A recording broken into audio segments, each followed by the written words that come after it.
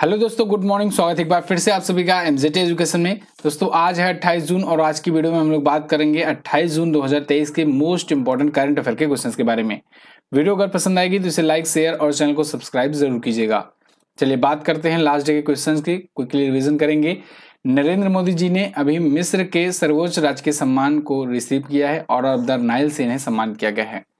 विश्व ड्रग दिवस 26 जून को मनाया जाता है और ग्लोबल कॉम्पिटिटिवनेस इंडेक्स में डेनमार्क टॉप पर है। इसके अलावा अभी हाल ही में 1000 साल पुरानी मूर्तिकला की एक अनोखी खोज हुई है तेलंगाना में। भारतीय वायुसेना ने प्रयागराज में अभ्यास रण विजय का आयोजन किया है।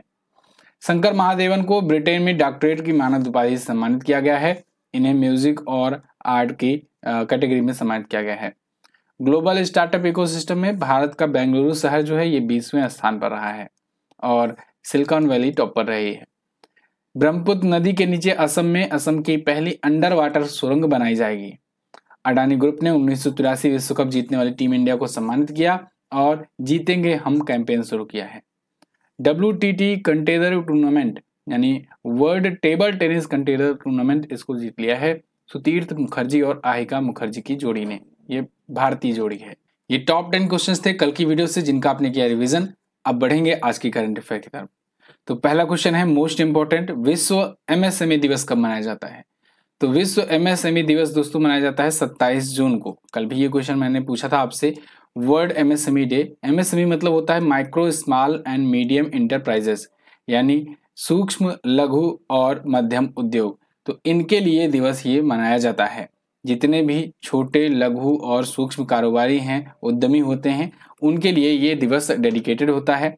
और भारत की GDP में एक बहुत बड़ा हिस्सा आज के टाइम पर MSME सेक्टर से आता है, क्योंकि MSME सेक्टर जो है वो कमाता है तो फिर सरकार को भी पैसा मिलता है, या कहें कि टैक्स मिलता है, सरकार भी कमाती है। ओके, तो micro small and medium enterprises day मनाया जाता है प्रत्येक वर्ष 27 जून को। अब देखो यहाँ पर भारत ने भी अपना थीम एक डिसाइड किया हुआ है और वर्ल्ड लेवल पर भी एक थीम डिसाइड है। तो इस दिवस के लिए आपको 2 थीम याद रखनी है, ठीक है। थीम 2023 कर लो यहाँ पर, ये भी 2023 का ही है। तो थीम 2023 इंडिया के लिए future ready MSMEs for India है 800, ठीक है। मतलब जब हम लोग 100 वर्ष के हो जाएंगे, मतलब कि 1947 तक, ठीक है, जब 100वां वर्ष चल रहा होगा इंडिया की आज़ादी का, तो उस टाइम को ध्यान में रखते हुए ये थीम लॉन्च की गई है।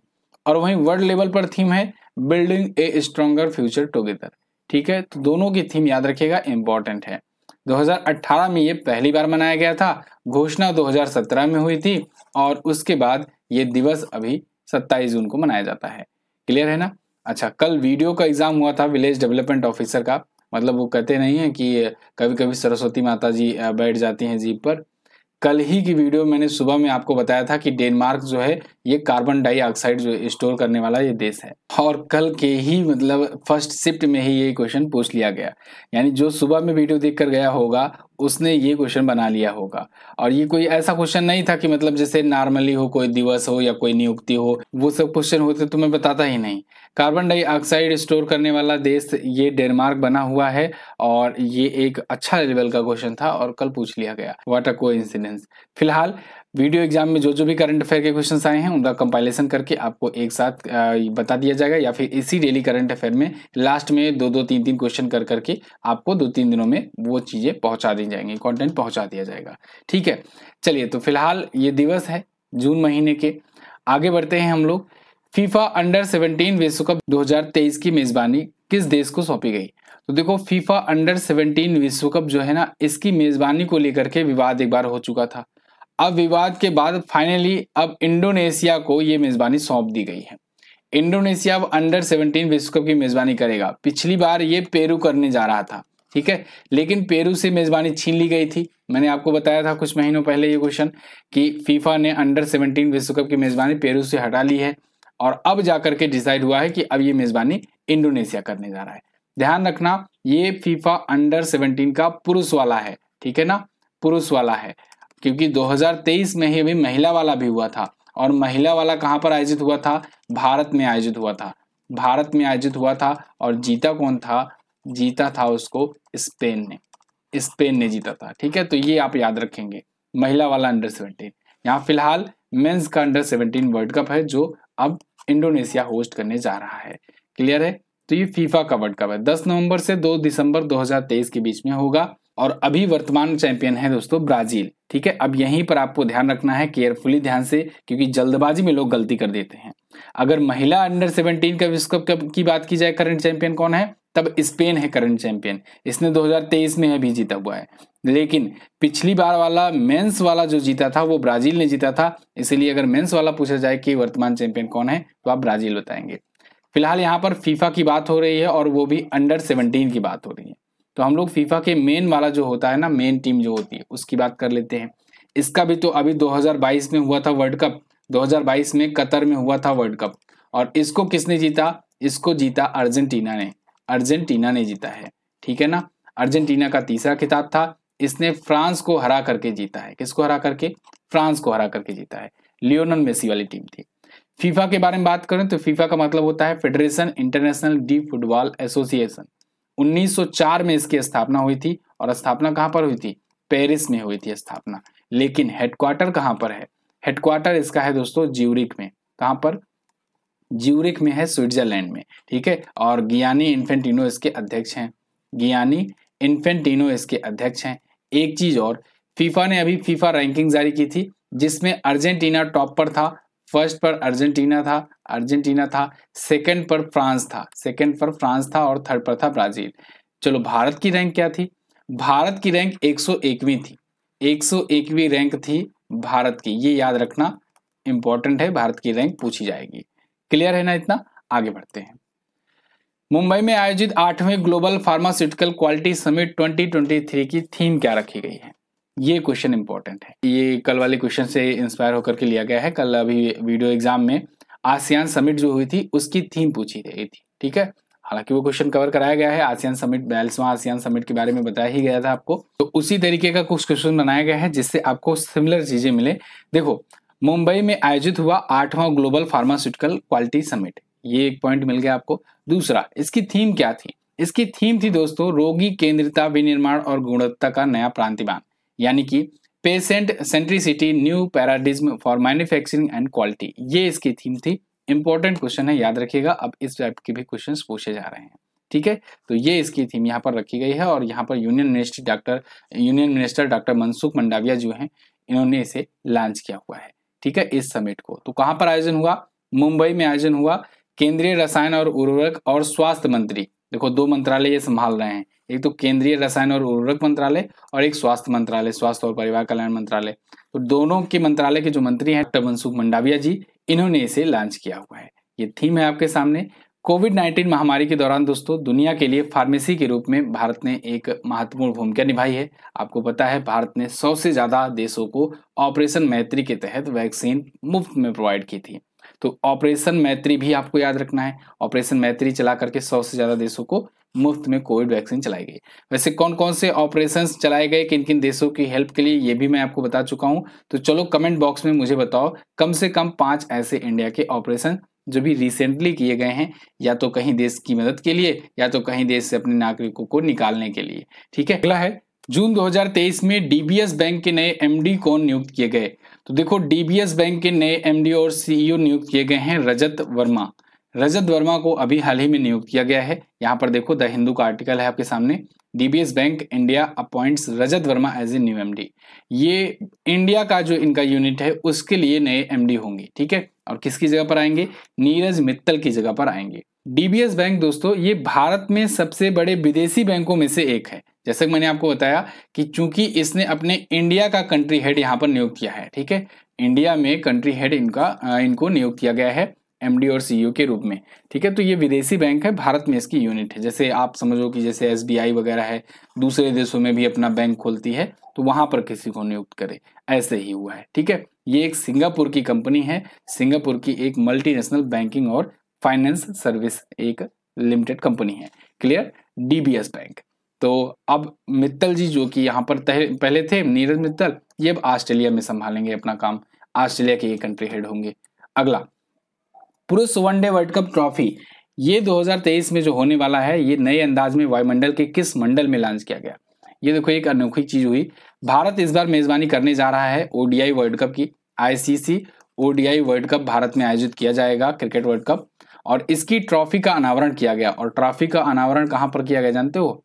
वायुमंडल के समताप मंडल में जाकर के किया गया है, स्ट्रेटोस्फेयर में, समताप मंडल में। बिल्कुल सही सुने आप। यहां पर देखो, out of this world ICC world cup trophy sent to space, space में जाकर के इसका अनावरण किया गया। उसके बाद ये ट्रॉफी उतारी गई नरेंद्र मोदी स्टेडियम, कहां पर? अहमदाबाद में। ठीक है, याद रखना, ये इंपॉर्टेंट है, पूछा जा सकता है आपसे। तो फिलहाल 2023 का जो वर्ल्ड कप है, इसकी मेजबानी भारत करने वाला है। 5 अक्टूबर से 19 नवंबर तक ये आयोजित होगा। भारत में टोटल 10 टीमें इसमें हिस्से लेंगी, और फाइनल मैच इसका अहमदाबाद के नरेंद्र मोदी स्टेडियम में खेला जाएगा, जो कि दुनिया का सबसे बड़ा क्रिकेट स्टेडियम है। अच्छा, इसका पुराना नाम क्या था? इसका पुराना नाम मोटेरा स्टेडियम था। मोटेरा स्टेडियम का नाम बदल करके नरेंद्र मोदी स्टेडियम किया गया, और इसमें 125 लाख की जो है क्षमता है इसकी, मतलब कि इतने लोग बैठ करके देख सकते हैं एक साथ मैच। ओके, अच्छा, पुरुष क्रिकेट विश्व कप की बात आ रही है, तो अभी वर्तमान में चैंपियन कौन है? तो चैंपियन मतलब 2019 का, यानी पिछला वाला जो विजेता हो। 2019 वाला किसने जीता है? इंग्लैंड ने जीता है, तो इंग्लैंड वर्तमान में चैंपियन है। अच्छा, भारत कब जीता था? भारत 2011 में जीता था और 1983 में जीता था। ये दोनों भी आप याद रखेंगे। आईसीसी पुरुष क्रिकेट वर्ल्ड कप का। आईसीसी की बात करें तो इसकी स्थापना कब हुई थी? 1909 में इसकी स्थापना हुई थी। हेडक्वार्टर इसका है दुबई में, दुबई में हेडक्वार्टर है इसका। और इसके अलावा इसके अध्यक्ष हैं ग्रेग बार्कले, ग्रेग बार्कले इसके अध्यक्ष हैं। International cricket council full form होता है। अगला, 2022-23 के लिए लीग वन में सर्वश्रेष्ठ विदेशी खिलाड़ी का पुरस्कार किसने जीता है? तो ये जीत लिया है दोस्तों लियोनेल मेसी ने। लियोनेल मेसी अगेन एक और अवार्ड जीत गए हैं। अर्जेंटीना के खिलाड़ी हैं, स्टार प्लेयर हैं, और सर्वश्रेष्ठ विदेशी खिलाड़ी का पुरस्कार इनको मिला है लीग वन में। ठीक है, लीग वन टूर्नामेंट्स में। यहाँ पर देखिए, Lionel Messi wins best foreign player award in France.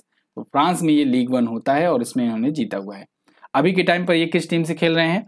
अभी के टाइम पर ये पेरिस सेंट जर्मन से खेल रहे हैं, और इससे पहले ये बार्सिलोना से खेल रहे थे। किससे? बार्सिलोना से खेल रहे थे। मैंने आपको उस दिन एक कूट वाला प्रश्न दिया था, जिसमें मैंने आपसे पूछा था, तो उसी दिन आपको बताया गया था, अगले दिन जब आंसर बताया जा रहा था, कि एक और लीजेंड खिलाड़ी हैं क्रिस्टियानो रोनाल्डो। तो रोनाल्डो 2 टीम से खेल चुके हैं, और तीसरी से आज के टाइम पर खेल रहे हैं लीग मैच। कौन कौन से? तो याद रखना, एक तो वो खेल चुके हैं मैनचेस्टर यूनाइटेड से, मैनचेस्टर यूनाइटेड से, और दूसरा वो खेल चुके हैं रियल मैड्रिड से, रियल मैड्रिड से। लेकिन अभी कहां पर खेल रहे हैं? अभी ये खेल रहे हैं अल नासर से, अल नासर से खेल रहे हैं। ठीक है, ये सभी क्लब हैं जिनकी टीम से ये लीजेंड खिलाड़ी खेलते हैं और इनके नाम पूछे जाते हैं। ठीक है, फिलहाल अर्जेंटीना के लिए 103 गोल कर चुके हैं अंतर्राष्ट्रीय मैचों में लियोनेल मेसी, और इसके साथ ही ये तीसरे सबसे ज्यादा गोल करने वाले खिलाड़ी हैं। अब इसको लेकर के कमेंट मत करना, वर्तमान समय में जीवित व्यक्तियों में ये दूसरे सर्वाधिक गोल करने वाले खिलाड़ी हैं। ये बात मैंने एक दिन बताई थी आपको, कि एक टाइप का पूछा जाता है कि जीवित वर्तमान में जो हैं उनमें कौन है, या फिर जो वर्तमान में खेल रहे हैं उनमें सबसे ज्यादा अंतर्राष्ट्रीय गोल कौन किया है, और एक होता है ओवरऑल आज तक के इतिहास में। ठीक है, तो जीवित व्यक्तियों में या कहें वर्तमान में खेल रहे व्यक्तियों में दूसरे सबसे अंतर्राष्ट्रीय ये गोल करने वाले खिलाड़ी हैं। ठीक है, और तीसरे पर अपने सुनील छेत्री हैं, टॉप पर क्रिस्टियानो रोनाल्डो हैं। ठीक है, किस केंद्रीय मंत्री ने नंदी पोर्टल का शुभारंभ किया है? तो केंद्रीय मंत्री पुरुषोत्तम रूपाला जी, जो कि एमएसएमई मंत्रालय के मंत्री हैं, इन्होंने अभी हाल ही में नंदी पोर्टल का शुभारंभ किया है। यहाँ पर देखिए, centre launches Nandi portal for granting NOC for veterinary drugs vaccine. ये बेसिकली ए वैक्सीन और ड्रग्स को एनओसी देने के लिए, मतलब कि नॉन ऑब्जेक्शन सर्टिफिकेट देने के लिए ये शुरू किया गया है। ठीक है, ये नंदी पोर्टल, इस पोर्टल के उद्देश्य से पूरे भारत के एक लचीले पशु स्वास्थ्य क्षेत्र के लिए विकसित किया गया है इसे। और ये मिनिस्ट्री ऑफ हेल्थ के अंतर्गत ही ड्रग्स स्टैंडर्ड कंट्रोल ऑर्गेनाइजेशन यानी सीडीएसओ, सेंट्रल ड्रग्स सीडीएससीओ, इसी के तहत ये किया गया है। ये क्वेश्चन भी बन सकता है यहाँ से भी। क्लियर है, आगे बढ़ते हैं। हाल ही में क्रियाकोस मित्सोताकिस ने ग्रीस के प्रधानमंत्री के रूप में शपथ ग्रहण किया। ये उनका कौन सा कार्यकाल होगा? तो दोस्तों ये दूसरी बार बने हैं प्राइम मिनिस्टर। क्रियाकोस मित्सोताकिस ये ग्रीस के प्राइम मिनिस्टर के रूप में शपथ लिए हैं, और दूसरी बार इन्होंने सेकंड टर्म में, देखो यहाँ पर इन्होंने अपने ओथ जो है वो ग्रहण की है। दूसरी बार ये प्राइम मिनिस्टर बने हुए हैं। मध्य दक्षिणपंथी न्यू डेमोक्रेसी पार्टी, ये इनकी पार्टी का नाम है, और इसके नेता हैं ये। ग्रीस के बारे में बात करें अगर, तो ग्रीस पहले तो प्राचीन समय में यूनान के नाम से जाना जाता था। इसकी प्रेसिडेंट है कैटरीना साकेरापोलू। यहाँ की करेंसी होती है यूरो। चलिए वर्ल्ड मैप में दिखा देता हूँ आपको ग्रीस कहाँ पर है। तो वर्ल्ड मैप में देखिए ये रहा सबसे पहले अपना प्यारा भारत। यहाँ से आपको आना है यूरोपियन कॉन्टिनेंट में। तो यूरोपियन कॉन्टिनेंट में आने के लिए आप देखो इधर तुर्की वगैरह पार करोगे तो यहीं पर आपको दिख जाएगा ग्रीस। ठीक है, ग्रीस जिसे यूनान के नाम से जाना जाता था, और एथेंस यहाँ पर आपको दिख रहा है। यहीं पर सबसे पहला ओलंपिक खेला गया था। ठीक है ना, एथेंस में, ग्रीस में ही 1896 में पहला आधुनिक ओलंपिक यहीं पर खेला गया था। फिलहाल यहाँ पर जो तुर्की देश दिख रहा है ना, ये एक ऐसा देश है जैसे तुर्की हुआ, इसके अलावा ये रसिया हुआ, ये सभी ऐसे देश माने जाते हैं जो यूरेशिया महाद्वीप के माने जाते हैं। मतलब वो आधा पार्ट इसका यूरोप में आता है, आधा पार्ट एशिया में आता है, इसीलिए इन देशों को कहा जाएगा यूरेशिया महाद्वीप का देश। ठीक है, आपसे क्वेश्चन में पूछा जाता है कि निम्न में से कौन सा देश है जो यूरोप और एशिया दोनों महाद्वीप में पड़ता है, तो आप उसमें तुर्की बता देंगे, इसके अलावा रसिया बता देंगे। ठीक है, अगला क्वेश्चन, S&P ग्लोबल रेटिंग के अनुसार 2023-24 के लिए भारत की जीडीपी ग्रोथ रेट में कितने प्रतिशत की वृद्धि की उम्मीद है। तो दोस्तों S&P ग्लोबल रेटिंग्स ने अपना अनुमान जारी किया है और इसने बताया है भारत की जीडीपी ग्रोथ रेट जो है वो 6.0% होने वाली है, और वही कब, 2023-24 के फाइनेंशियल ईयर के लिए। यहाँ पर देखिए आर्टिकल है द हिंदू का, S&P retain financial year 2024 India growth projection at 6% to be fastest growing in Asia Pacific. Asia Pacific में अभी भी भारत जो है फास्टेस्ट ग्रोइंग इकोनॉमी बना हुआ है, सबसे तेजी से बढ़ती हुई अर्थव्यवस्था बना हुआ है। तो यहाँ पर S&P की ये ग्लोबल रेटिंग है जो जारी की गई है। इससे पहले और भी कुछ कंपनियां हैं और भी कुछ एजेंसियां हैं जिन्होंने अपनी अपनी रेटिंग जारी की है, उनको भी मैंने यहाँ पर रखा हुआ है, अपडेटेड डाटा है, इसको देख लीजिए। जैसे मॉर्गन स्टैनली ने अभी हाल ही में बताया था कि भारत की जीडीपी ग्रोथ रेट इस बार 6.2% होने वाली है। संयुक्त राष्ट्र ने बताया 6.7% होने वाली है। आरबीआई ने 6.5 और फिच रेटिंग ने अपडेट करके अपना डाटा 6.3% बताया है। तो ये सब का सब मान आपको याद रखना है, सभी लोग जीडीपी की ग्रोथ रेट को बता रहे हैं। जीडीपी यानी कि ग्रॉस डोमेस्टिक प्रोडक्ट, हिंदी में बोले तो सकल घरेलू उत्पाद, किसी एक फाइनेंशियल ईयर में किसी एक देश की सीमाओं के भीतर होने वाले सेवाओं और उत्पादों के उत्पादन को कहते हैं सकल घरेलू उत्पाद या जीडीपी। ठीक है, अगला, हाल ही में फिजी ने कहां पर 2024 में अपना पहला दूतावास खोलने की घोषणा की। तो फिजी ने अभी हाल ही में इजराइल में अपना पहला दूतावास खोलने की घोषणा की है, यानी फिजी इजराइल में जाकर के अपना एम्बेसी खोलेगा। ठीक है, और इजराइल की तरफ से कंफर्मेशन मिल गई है। अब देखो इजराइल में 98वां ये दूतावास होगा। इजराइल तेजी से अपने देश में 100 से ज्यादा दूतावास की तरफ लगा हुआ है टारगेट बना करके। तो सभी देशों से टाई अप कर करके उनके दूतावास अपने देशों में खुलवा रहा है। कारण क्या है? कारण यह है, आपने ये तो जरूर ही सुना होगा आज तक, अगर आप करंट अफेयर देखते ही होंगे तो आज तक ये जरूर सुना होगा कि बहुत सारी मुस्लिम कंट्रीज हैं वो इजराइल को एक देश के रूप में मान्यता नहीं देती हैं, वो मानती ही नहीं है। ठीक है ना, तो ऐसे में इजराइल जो है अपनी प्रेजेंस को लेकर के बहुत ज्यादा कंसर्न रहता है और इसको लेकर के ये देखो धीरे धीरे बहुत सारे देशों से टाई अप कर रहा है। अभी आपने देखा यूएई के साथ और इसके अलावा सऊदी अरब के साथ भी शांति समझौता हो गया है। ठीक है ना, तो ये सब भी चीजें हुआ, वो लोग भी एम्बेसी खोले हुए हैं। तो अब फिजी भी जो है ये अपना दूतावास वहां पर खोल लिया है। अच्छा, फिजी से मुझे याद आ रहा है, फिजी के ही नांडी में ही फिजी में क्या हुआ था, 12वां विश्व हिंदी सम्मेलन हुआ। ठीक है ना, ये भी ध्यान रखना इंपॉर्टेंट है। विश्व हिंदी सम्मेलन पहला कहां पर हुआ था, नागपुर में हुआ था, दूसरा मॉरिशस में हुआ था। ठीक है ना, तो ये तो थी टॉप 10 करंट अफेयर के क्वेश्चंस। आई होप आपको वीडियो पसंद आई होगी। अगर पसंद आई है तो इसे लाइक और शेयर जरूर करिएगा। और अब हम लोग रिवीजन वाले सेक्शन पर आ जाते हैं अपने। विश्व स्वास्थ्य दिवस 7 अप्रैल को मनाया जाता है, क्योंकि 7 अप्रैल को ही 1948 में किसकी स्थापना हुई थी, WHO की स्थापना हुई थी। ठीक है ना, WHO के हेड कौन है, टेड्रोस एधनोम है। नागरी दुबराज चावल ये है छत्तीसगढ़ का प्रोडक्ट, इसको मिल चुका है जीआई टैग। गृह मंत्री अमित शाह जी ने अभी हाल ही में गुजरात में भगवान हनुमान की 54 फीट ऊंची प्रतिमा का अनावरण किया है। फीफा रैंकिंग 2023 में भारत की रैंक 101वीं है और अमेरिका वित्त में 100 सबसे प्रभावशाली महिलाओं की सूची में टॉप पर रहा है कौन, भारतीय मूल की महिलाएं। ठीक है, अगला, अंडमान और निकोबार जो है ये कवच नाम का सैन्याभ्यास आयोजित किया है। एडीबी यानी एशियन डेवलपमेंट बैंक के द्वारा देखो भारत की जीडीपी ग्रोथ रेट 6.4% बताई गई, ये भी आप लोग यहीं पर ऐड कर लो। टाइम 100 रीडर पोल में टॉप पर शाहरुख खान है भारत की तरफ से। और नाडा ने 2 बार राष्ट्रमंडल खेलों की विजेता संजीता चानू पर 4 सालों का बैन लगाया है डोपिंग को लेकर के। विश्व व्यापार संगठन ने 2023 में वैश्विक व्यापार को 1.7% बढ़ने का अनुमान जारी किया है। और अभी हाल ही में आरबीआई ने रेगुलेटरी प्रोसेस को आसान बनाने के लिए प्रवाह पोर्टल लॉन्च किया है, very most important. Adani power limited ने अभी बांग्लादेश में अपनी बिजली सप्लाई शुरू कर दी है। और भारत के उत्तर पूर्वी क्षेत्रों में ई खरीद में सर्वश्रेष्ठ प्रदर्शन करने वाला राज्य त्रिपुरा बन गया है। अभी हाल ही में चाइना की स्पेस एजेंसी ने टियालोंग 2 रॉकेट लॉन्च किया है। और नासा ने वायु प्रदूषण निगरानी के लिए टेम्पो यंत्र लॉन्च किया गया, ऑलरेडी इंपॉर्टेंट है, ये पूछा जा चुका है। अगला, गज उत्सव कहां मनाया गया? असम में मनाया गया। भारतीय नौसेना ने मुंबई में अभी प्रस्थान नाम से एक अपतटीय सुरक्षा अभ्यास किया है। NRAI के अध्यक्ष बन गए हैं कलकेश नारायण सिंह। और भारतीय अंतरिक्ष नीति 2023 जारी हुई है, भारत सरकार ने इसको मंजूरी दी है, इंपॉर्टेंट है ये भी। और अभी केरल राज्य में भारत की पहली सौर ऊर्जा संचालित पर्यटक नाव लॉन्च की गई। ये क्वेश्चन से 20 क्वेश्चन आज के दिन से आपने रिवीजन बखूबी तरीके से किया। कल मैंने पूछा था क्वेश्चन, पेरिस ओलंपिक 2024 का शुभंकर यानी मस्कट क्या है? तो ओलंपिक फ्रीज है। राजस्थान में कालबेलिया नृत्य मनाया जाता है। आज आपको क्या बताना है?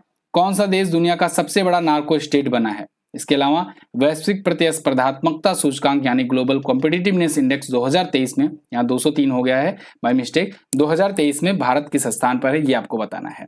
This is the end of the video की क्विज और पीडीएफ प्राप्त कीजिए MJT ऐप पर जाकर के। मैं मिलूंगा आपसे अगले दिन की वीडियो में, तब तक के लिए नमस्कार, जय हिंद, वंदे मातरम।